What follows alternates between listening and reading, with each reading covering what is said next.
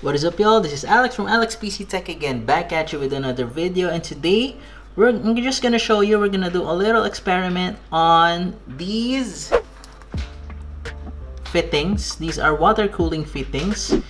In case you are encountering these discoloration or these forming gunks, if you're using a used or you're gonna be using a loop, and throughout the years these has formed, what we're gonna do is we're gonna try to remove these gunk from your current, because what's the purpose of doing the maintenance, right, if you're not gonna clean everything up?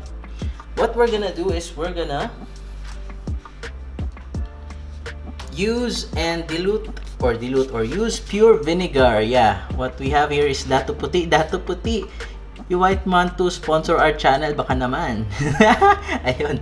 So pag hindi gumana, if it doesn't work, put soy sauce, cook adobo na. No. So what we're gonna do is we're gonna put it here in this very fancy glass. Shoutouts to the Y crafters. So let's put it there, and we will be soaking them up in vinegar for probably an hour.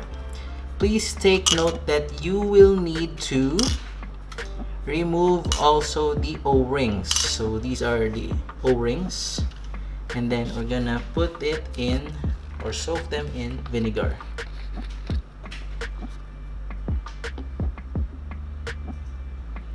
DATU PUTI baka naman. Ayan, okay.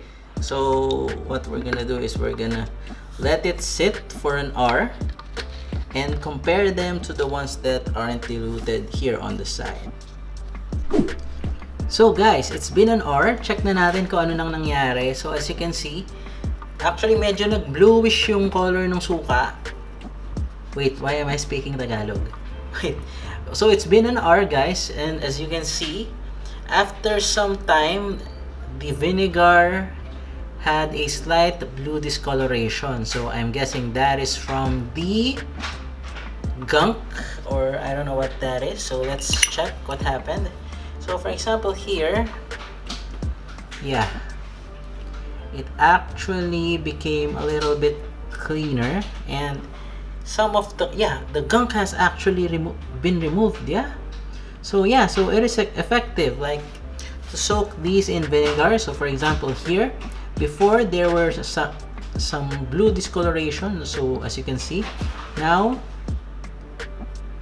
it got removed.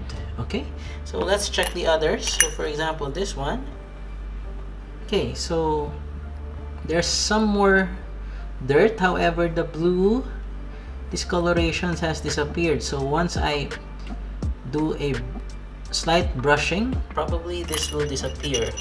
So let's check the other ones. Okay, so it seems that putting vinegar on your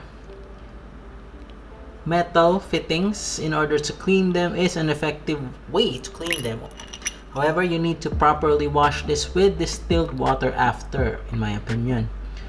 Okay, so that's it for this video, guys. Shoutouts to DATU PUTI, baka naman. Like if you like this video, and subscribe to our YouTube channel if you haven't subscribed yet. And yeah, see you on the next video. Take care, guys.